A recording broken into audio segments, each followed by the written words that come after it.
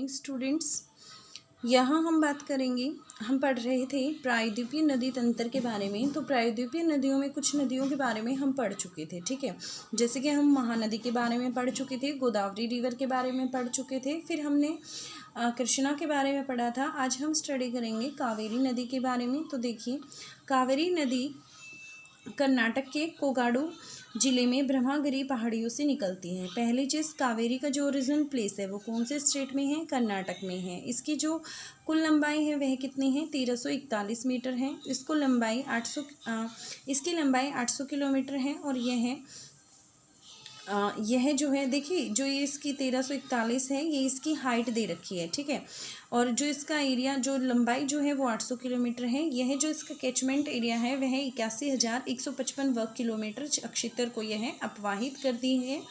प्रायद्वीप की अन्य नदियों की अपेक्षा कम उतार चढ़ाव के साथ यह नदी लगभग सारा साल बहती है। मतलब आप इसे 12मासी नदी बोल सकते हैं, क्योंकि जो इसके ऊपरी जल ग्रहण क्षेत्र में दक्षिणी पश्चिमी मानसून से आता है। जो ऊपरी वाला जल ग्रहण क्षेत्र है वहाँ पर जो मतलब पानी आता है वो कहाँ से आता है? दक्षिण में पश्चिमी साइड से, मतलब अरेबियन सी से। और निम्न क्षेत्रों की यदि बात करूँ, सर्दी की बात करूँ, तो जो उत्तरी पूर्वी मानसून है, ठीक है, that means Bay of Bengal से।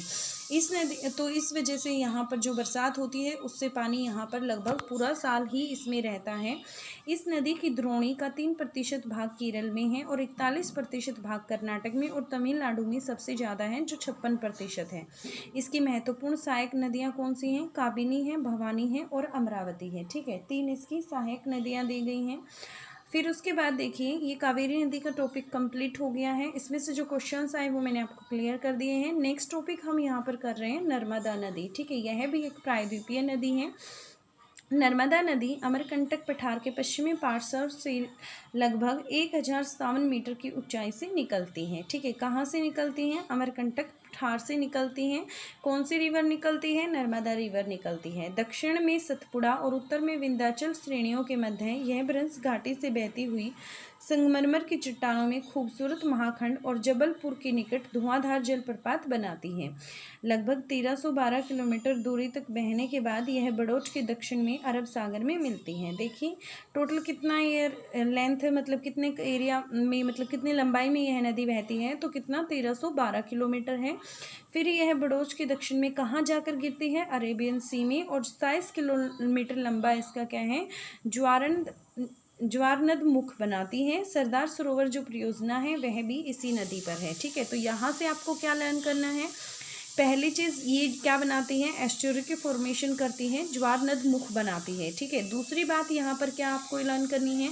जो सरदार सरोवर प्रोजेक्ट की बात की जाए तो वो कौन सी रिवर के ऊपर सिचुएटेड है, कौन सी नदी के ऊपर स्थित है? तो वो कौन सी नदी के ऊपर स्थित है?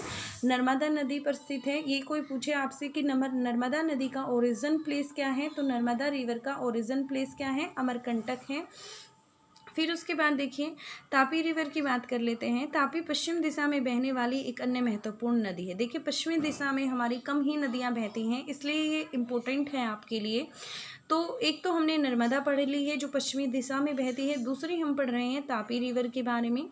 तो तापी जो है वह मध्य प्रदेश, ओरिजिन प्लेस क्या है? एमपी स्टेट है। बैतूल जिले में मुल्ताई से निकलती है। यह 724 किलोमीटर लंबी नदी है और इसका कैचमेंट एरिया 65,145 वर्ग किलोमीटर क्षेत्र को अपवाहित करती है। इसके अपवाह क्षेत्र का 79% भाग इसका महाराष्ट्र में, मैक्सिमम कहाँ पर है? महाराष्ट्र में। गुजरात में काफ़ी कम है, 6%। और मध्य प्रदेश में जहाँ इसका ओरिजिन प्लेस है वहाँ पर जस्ट ओनली 15% इसका एरिया ये कवर करती है। अरावली के पश्चिम में लूनी राजस्थान। अब हम नेक्स्ट रिवर के, अभी तक आपने कौन सी पढ़ी? कावेरी पढ़ी, नर्मदा पढ़ी, अब लूनी रिवर के बारे में पढ़ते हैं। तो जो अरावली के पश्चिम में लूनी राजस्थान का सबसे बड़ा नदी तंत्र है। यह पुष्कर के समीप दो धाराओं के रूप में उत्पन्न होती हैं। दो धाराओं की, दो धारा कौन कौन सी हैं यहाँ पर? एक सरस्वती है, दूसरी कौन सी है? सागरमती है। दो धाराओं से उत्पन्न होती है लूनी नदी। और इसका जो ये ओरिजिन प्लेस कहाँ पर है? अरावली के पश्चिम में है। कहाँ पर? अरावली रेंजेस कहाँ पर डिस्कशन किया गया है? राजस्थान में, जो गोविंदगढ़ के आसपास आपस में मिल जाती हैं। यहाँ यह नदी अरावली पहाड़ियों से निकलती है और लूनी कहलाती है। अरावली पहाड़ियों से निकलती है, तब इसे किस नाम से जाना जाता है? लूनी नदी के नाम से इसे जाना जाता है। तलवाड़ा तलवाड़ा तक यह पश्चिम दिशा में बहती है, तत्पश्चात यह दक्षिण पश्चिम दिशा में बहते हुए कच्छ की रन में जाकर मिल जाती हैं। यह संपूर्ण नदी तंत्र अल्पकालिक है। ठीक है, फिर उसके बाद देखिए पश्चिम की ओर बहने वाली कुछ छोटी नदियों के बारे में बात करते हैं। अरब सागर की ओर बहने वाली नदियों का जल मार्ग छोटा है, और इनका मार्ग छोटा क्यों है? देखिए, जो सारी की सारी अरेबियन सी में जाती हैं, मतलब जो पश्चिम की तरफ बहती हैं। पूर्व की तरफ तो मैंने आपको बताई हैं, ठीक है। पूर्व की तरफ कौन कौन सी रिवर्स थी हमारे? गंगा है, ब्रह्मपुत्रा है, घाघरा है, यमुना है, सोन है, गंडक है, मतलब बहुत सारी रिवर्स हैं जो हमारी कहाँ बहती हैं, पूर्व की तरफ बहती हैं। लेकिन पश्चिम की जो रिवर्स हैं उनका वो काफ़ी कम, उनकी लेंथ भी कम है, लंबाई भी कम है जो पूर्व की तरफ बहती हैं। तो वो क्यों, ऐसा क्यों है? गुजरात की छोटी नदियों को ढूंढे। सेतुरुनिजी एक ऐसी ही नदी है जो अमरावली जिले में डल कहवा से निकलती हैं। ठीक है, यह काफ़ी छोटी नदी है जो डल कहवा से निकलती हैं। भद्रा नदी राजकोट जिले के अनियाली गांव के निकट से निकलती हैं। ढाढर नदी पंचमहल जिले के घंटार गांव से निकलती हैं। साबरमती और माही जो हैं वे गुजरात की दो प्रसिद्ध नदियां हैं, ये आपको याद रखना है। क्वेश्चन पूछा जा सकता है गुजरात की दो फेमस रिवर का बताइए, तो वो कौन कौन सी हैं? एक माही है और दूसरी कौन सी है? साबरमती है। नासिक जिले में त्र्यंबक पहाड़ियों में 670 मीटर की ऊंचाई पर वैतरणा नदी निकलती है। नासिक जो जिला है वहाँ की जो त्र्यंबक पहाड़ियाँ हैं वहाँ पर 670 मीटर की ऊंचाई पर वैतरणा नदी निकलती है। कालिंदी नदी बेलगांव जिले से निकलकर करवाड़ की खाड़ी में गिरती है। बेतडी नदी हुबली से निकलती हुई 161 किलोमीटर लंबा मार्ग तय करती है। शरावती जो है पश्चिम की ओर बहने वाली कर्नाटक की एक महत्वपूर्ण नदी है, ये इम्पोर्टेंट है आपके लिए। ठीक है, शरावती कर्नाटक के शिमोगा जिले से निकलती है और उसका जो कैचमेंट एरिया है वो 2209 वर्ग किलोमीटर आपको दे रखा है। गोवा में दो महत्वपूर्ण नदियां हैं जिनका यहाँ उल्लेख किया जा सकता है। एक का नाम मांडवी है और दूसरा नाम जुआरी है। ठीक है, अभी तक गोवा स्टेट के बारे में किसी रिवर का कोई एक्सप्लेनेशन नहीं था, अभी दो रिवर का नाम आया है तो ये भी आपको लर्न करना है। एक मांडवी है, दूसरा जुआरी है। आप इन्हें मानचित्र में रेखांकित भी कर सकते हैं। केरल की तट रेखा काफ़ी छोटी है। केरल की सबसे बड़ी नदी भरतपुजा नेमालाई पहाड़ियों से निकलती है, इसे पेनानी के नाम से जाना जाता है। केरल की रिवर के बारे में इसने क्या बताया है कि जो कहाँ से निकलती है भाई? भरतपुजा अनायमली की जो पहाड़ियाँ हैं वहाँ से निकलती हैं, पोनानी के नाम से इसे जाना जाता है। इसका जो कैचमेंट एरिया है वह 5397 वर्ग किलोमीटर क्षेत्र को यह अपवाहित करती है। इसके जल ग्रहण क्षेत्र की तुलना कर्नाटक की शरावती नदी के जल ग्रहण क्षेत्र से कीजिए। अब देखिए, पेरियार केरल की दूसरी बड़ी नदी है। यदि पहली नदी की मैं बात करूं तो वो पोनानी थी, एंड सेकंड केरल की कौन सी है? यहाँ पर पेरियार है, जो जिसका जल ग्रहण क्षेत्र कितना है? 5243 वर्ग किलोमीटर में यह फैला हुआ है। आप देख सकते हैं कि यास्ता, पूजा और पेरियार नदियों के जल ग्रहण क्षेत्र में बहुत कम है। केरल की अन्य उल्लेखनीय नदी कौन सी है? पांबा है, जो उत्तरी केरल में 177 किलोमीटर लंबा मार्ग तय करती हैं और वेवनाथ झील में जाकर गिरती हैं। कि देखिए, हमने दो रिवर के बारे में पढ़ा केरल की। एक का हमने पढ़ा जो भरतपुजा अनायमली की पहाड़ियों से निकलती हैं, जिसे पोनानी के नाम से जाना जाता है। ठीक है, सेकंड जो हम यहाँ पर हमने देखा वह पेरियार के बारे में देखा। पेरियार इंपोर्टेंट रिवर है, ठीक है, अरेबियन सी में जाती है, पश्चिम की ओर यह बहती है। फिर उसके बाद हम एक अन्य नदी पांबा की देखते हैं, जिसका 177 किलोमीटर लंबा मार्ग यह तय करती हैं। अब पूर्व की ओर जो छोटी नदियां बहती हैं उनके बारे में देख लेते हैं। प्रायद्वीप में बहुत बड़ी संख्या में नदियां अपनी सहायक नदियों के साथ पूर्व की ओर बहती हैं। क्या इनमें से कुछ के नाम आप बता सकते हैं? यदि प्रायद्वीप की मैं बात करूं तो कुछ काफ़ी छोटी नदियां भी हैं जो अपनी सहायक नदियों के साथ पूर्व की तरफ बहती हैं। उनके नाम क्या क्या हैं? कुछ छोटी नदियां बंगाल की खाड़ी में गिरती हैं। छोटी होने के बावजूद इन नदियों का अपना महत्व है। सवर्ण रेखा, वैतरणी, ब्राह्मणी, वामसाधारा, पेनर, पालार और वेगाई महत्वपूर्ण नदियां हैं। एटलस में इन नदियों को आपको फाइंड करना है। ठीक है, ये आपका होमवर्क है, आपको फाइंड करके बताना है। फिर उसके बाद देखिए आगे, नदी बहाव प्रवृत्ति। क्या आप जानते हैं कि नदी में बहने वाले जल की मात्रा सारा साल एक समान नहीं रहती है? कभी ऐसा होता है कि पानी का बहाव ज़्यादा आ जाता है, कभी उसमें पानी का बहाव कम आता है। बहुत सारी नदियाँ ऐसी भी होती हैं जो मौसमी नदियाँ हैं और समय के साथ सूख भी जाती हैं। इसमें ऋतुओं के अनुसार बदलाव आता है। जब मौसम बदलता है, बरसात का मौसम आएगा तो पानी नदियों में ज़्यादा हो जाता है। किस ऋतु में आप गंगा व कावेरी नदियों में सर्वाधिक प्रवाह की अपेक्षा कर सकते हैं? मतलब कौन सा मौसम ऐसा होगा जिसमें आप ये कह सकते हैं कि मतलब इस नदी में जो पानी का प्रवाह है वह ज़्यादा है? एक नदी चैनल वर्ष परिणत जल प्रवाह के रूप में नदी बहाव प्रवृत्ति कहा जाता है।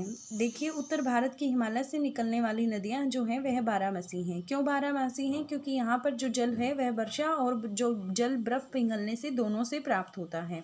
दक्षिणी भारत की नदियाँ हिमनदों से निकलती हैं। जो दक्षिण भारत की नदियाँ हैं वे ग्लेशियर से निकलती हैं, जिससे इनकी बाहु प्रवृत्ति में उतार चढ़ाव देखा जा सकता है। इनका प्रभाव मानसून ऋतु में काफ़ी ज़्यादा बढ़ जाता है। जब मानसून आती है तो जो इनका प्रभाव है वह काफ़ी ज़्यादा बढ़ जाता है।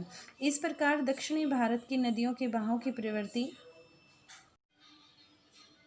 देखिए, क्योंकि ये अपना जल पिघलाने तथा वर्षा होने से प्राप्त करती हैं। दक्षिणी भारत की नदियाँ हिमनदों से निकलती हैं, जिससे इनके बहाव प्रवृत्ति में उतार चढ़ाव देखा जा सकता है। इनका बहाव मानसून ऋतु में काफ़ी ज़्यादा बढ़ जाता है। इस प्रकार दक्षिण भारत की नदियों के बहाव की प्रवृत्ति वर्षा द्वारा नियंत्रित होती है, जो प्रायद्वीपीय पठार के एक स्थान से दूसरे स्थान पर भिन्न होती है। जल विसर्जन नदी में समय अनुसार जल प्रवाह के आयतन का माप है। इसे क्यूसेक्स या क्यूबिक फुट प्रति सेकंड या क्यूमेक्स में मापा जाता है। ये आपके सामने 2 यूनिट लिखी गई हैं, जिसमें हम जल प्रवाह का जो वॉल्यूम होता है उसे मेज़र करते हैं। तो मेज़र के लिए यहाँ पर कौन सी यूनिट का यूज़ किया जाता है? एक क्यूसेक्स का यूज़ किया जाता है, एक क्यूमेक्स का यूज़ किया जाता है। गंगा नदी में न्यूनतम जल प्रवाह जनवरी से जून अवधि के दौरान होता है। अधिकतम प्रवाह जो है वह अगस्त से सितंबर में प्राप्त होता है। यहाँ हम देखें कि गंगा नदी में जो न्यूनतम जल प्रवाह है वो जनवरी से जून और मैक्सिमम यदि हम देखें तो वो अगस्त से सितंबर होता है। सितंबर के बाद प्रवाह में लगातार कमी होती चली जाती है। इस प्रकार इस नदी में वर्षा ऋतु में जल प्रवाह की प्रवृत्ति मानसूनी होती है, मतलब मानसून पर यह निर्भर करती है। इसमें पानी का जो प्रवाह है वह कब ज़्यादा हो जाता है? जब बरसात का मौसम आता है, अगस्त सितंबर का जो मौसम आता है उसमें गंगा में पानी का जो लेवल है वह बढ़ जाता है। गंगा द्रोणी पूर्वी और पश्चिमी भागों के जल प्रभाव प्रवृत्ति में चौंकाने वाले अंतर नजर आते हैं। बर्फ पिघलने के कारण गंगा नदी का प्रवाह मानसून आने से पहले भी काफ़ी बड़ा होता है। फरक्का में गंगा नदी का औसत अधिकतम जल लगभग कितना दे रखा है? 55,000 क्यूसेक्स दे रखा है। अभी मैंने आपको बताया था क्यूसेक्स और क्यूमेक्स 2 यूनिट हैं, जिनमें हम जल प्रवाह की मतलब जो वॉल्यूम है, जो आयतन है, उसको मेज़र करते हैं। तो गंगा नदी का जो दे रखा है इसने वो मैक्सिमम ये दे रखा है, जबकि जो कम है वो मिनिमम कितना है? 1300 क्यूसेक्स है। जल प्रवाह में इतने अधिक अंतर के लिए कौन से कारक उत्तरदायी हैं?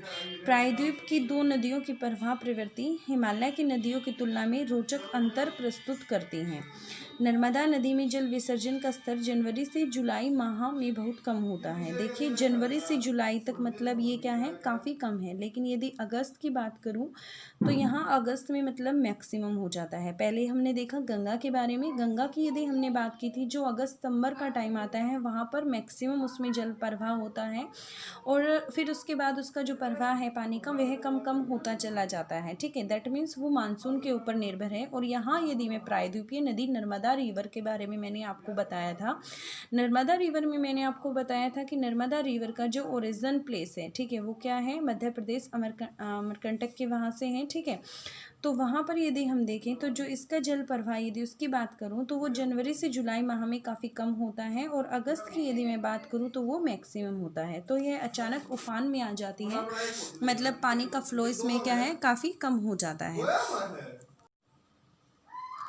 अक्टूबर महीने में बहाव की गिरावट उतनी ही महत्वपूर्ण है जितना अगस्त में उफान। देखिए, अक्टूबर महीने में पानी के बहाव में क्या है? काफ़ी गिरावट आ जाती है, और अगस्त में उसमें क्या है? उफान आते हैं। गुरुदेश्वर में दर्ज इस नदी के बहाव आंकड़े में बताते हैं कि इसका जो मैक्सिमम क्यूसेक्स है, जो इसका मैक्सिमम पानी का जो प्रवाह आ रहा है, उसका जो मैक्सिमम वॉल्यूम है वो कितना है? 2300 क्यूसेक्स है। क्यूसेक्स एक यूनिट है जो पानी के बहाव को मेजर करती है, और न्यूनतम बहाव जो इसका मिनिमम है वो कितना है? 15 क्यूसेक्स है। गोदावरी में न्यूनतम प्रवाह जो है वह मई में तथा अधिकतम कब आता है? जुलाई और अगस्त में आता है। अगस्त माह के पश्चात इनके प्रवाह में भारी कमी आती है, लेकिन फिर भी अक्टूबर और नवंबर में प्रवाह का आयतन जनवरी से मई तक किसी भी माह की तुलना में अधिक रहता है। पोलावरम में गोदावरी नदी की यदि हम बात करें तो यहाँ पर जो इसका विसर्जन है, जो मैक्सिमम है वो 3200 क्यूसेक्स है, और जो मिनिमम है वो कितना है? 50 क्यूसेक्स है। ये आंकड़े नदी की प्रवाह प्रवृत्ति की जानकारी देते हैं।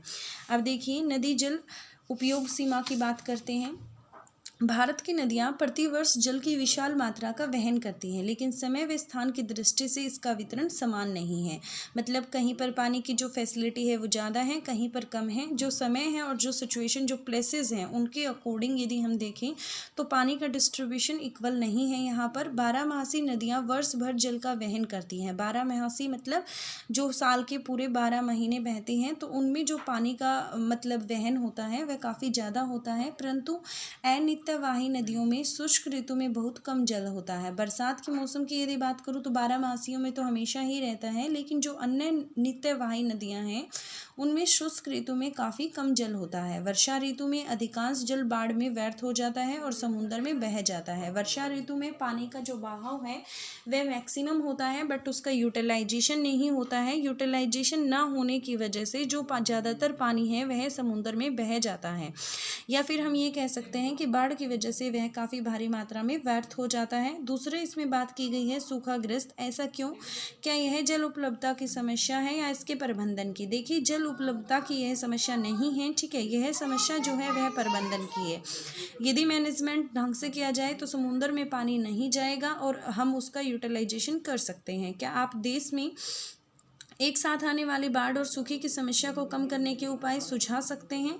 ये हम आपके चैप्टर जो 7 है उसके अंदर हम अध्ययन करेंगे कि जब बाढ़ या सूखा आए तो उस तरीके के मतलब उसको किस तरीके से मैनेज किया जा सकता है, उसका प्रबंधन कैसे किया जा सकता है। क्या एक द्रोणी की जल आधिक्य को जल की कमी वाली द्रोणी में स्थानांतरित करके इस समस्या को समाप्त या कम किया जा सकता है? बिल्कुल किया जा सकता है। यदि एक नदी द्रोणी के अंदर पानी की भारी मात्रा है तो उसे स्थानांतरित करके जिस नदी द्रोणी में कम पानी है उसमें पहुंचाया जा सकता है। क्या हमारे देश में नदियों की द्रोणियों को जोड़ने संबंधी कोई योजना बनाई गई है? देखिए, कुछ प्रोजेक्ट्स बनते हैं जिनके थ्रू मतलब पानी जो है वह कैनाल्स के थ्रू अलग अलग जगह पर पहुंचाया जाता है। क्या आपने समाचार पत्रों में नदियों को आपस में जोड़ने के बारे में पढ़ा है? क्या आप समझते हैं कि मात्र नहर बनाकर गंगा नदी का पानी प्रायद्वीपीय नदियों में स्थानांतरित किया जा सकता है?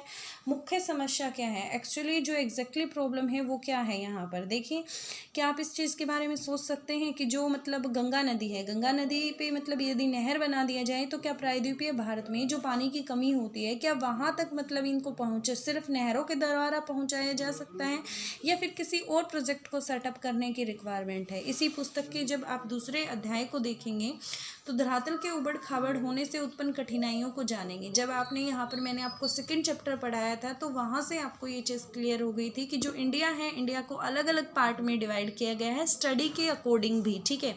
5 पार्ट में डिवाइड किया गया था। रीज़न क्या था उस चीज़ का? क्योंकि यहाँ की जो मतलब धरातल है, धरातल में क्या है, काफ़ी विभिन्नताएं हैं। उबड़ खाबड़ यहाँ का क्षेत्र है जिसकी वजह से काफ़ी समस्याएं, काफ़ी कठिनाइयाँ उत्पन्न होती हैं। मैदानी क्षेत्रों से पठारी क्षेत्र में जल कैसे उठाया जा सकता है? क्या उत्तर भारत की नदियों में पर्याप्त जलाधिक्य है जिसे स्थायी तौर पर स्थानांतरित किया जा सकता है? इस पूरे मुद्दे पर वाद विवाद को आयोजन करें, एक लेख तैयार करें। नदी जल उपयोग से संबंधित निम्नलिखित समस्याओं को आप किस क्रम में देखते हैं? पर्याप्त जल में उपलब्ध ना होना, नदी जल प्रदूषण, नहरी जल में गाद जो होती है, ऋतु जल का असमान प्रवाह, राज्यों के बीच नदी जल जो विवाद होते हैं, मध्य धारा की और बस्तियों के विस्तार के कारण नदी वाहिकाओं का सिकुड़ना। नदियाँ प्रदूषित क्यों हैं? क्या आपने शहरों के गंदे पानी को नदियों में देखा है गिरते हुए? देखिए, जैसे आप देख सकते हैं यहाँ पर जो यमुना है, यमुना जो एट प्रेजेंट सबसे ज़्यादा पोल्यूट है, ठीक है। सबसे ज़्यादा प्रदूषित रिवर की यदि हम बात करें तो वो यमुना है। सेकंड पे हम बात करते हैं गंगा की।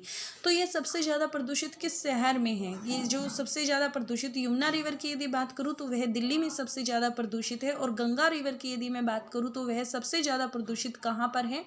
कानपुर सिटी में है, ठीक है। कानपुर गंगा नदी के किनारे बसा हुआ है। वहाँ पर जो उद्योग लगे हुए हैं उनका जो कूड़ा कचरा, जो भी उनके केमिकल्स होते हैं वो गंगा नदी में मिल जाते हैं, जिससे वो क्या है, गंगा नदी को काफ़ी प्रदूषित कर रहे हैं। और गंगा नदी के पानी को प्रदूषित होने की वजह से वहाँ पे क्या सिचुएशन क्रिएट हो रही है, जो क्वालिटी है पानी की वो काफ़ी कम मतलब गिरी हुई, और यमुना तो सबसे ज़्यादा प्रदूषित हो गई है। जो डोमेस्टिक कूड़ा कचरा मतलब ये जो घरों का कूड़ा कचरा यमुना नदी के अंदर दिल्ली सिटी के अंदर डाला जा रहा है। और बहुत से शमशान घाट नदी किनारे हैं और कई बार मृत शरीरों को नदियों में डाल दिया जाता है। कुछ त्योहारों पर फूलों और मूर्तियों को नदियों में डुबो दिया जाता है। बड़े पैमाने पर स्नान व कपड़े धोना भी नदी जल को प्रदूषित करता है। नदियों को प्रदूषण मुक्त कैसे किया जा सकता है? क्या आपने गंगा एक्शन प्लान दिल्ली में यमुना सफाई अभियान के विषय में पढ़ा है? नदियों को प्रदूषण मुक्त बनाने हेतु योजनाओं पर सामग्री एकत्रित करें, वह सामग्री को एक लेख के रूप में व्यवस्थित करें। ठीक है, आप आज आपका काम क्या है? आपका काम है आपको एक ऐसे राइट डाउन करना है। ठीक है, जो ऐसे आप राइट डाउन करेंगे उस ऐसे में राइट डाउन करते टाइम आपको नदियों का जो पोल्यूशन है, ठीक है, ये रीज़न आपको बहुत सारे मैंने भी बता दिए हैं। ठीक है, कुछ आप मतलब अपनी थॉट से मतलब राइट डाउन करना और देखना कि जो नदियां हैं वो किस तरीके से प्रदूषित हो रही हैं और उनको प्रदूषण से कैसे मुक्त किया जा सकता है। क्लियर हो गया इतना आपको?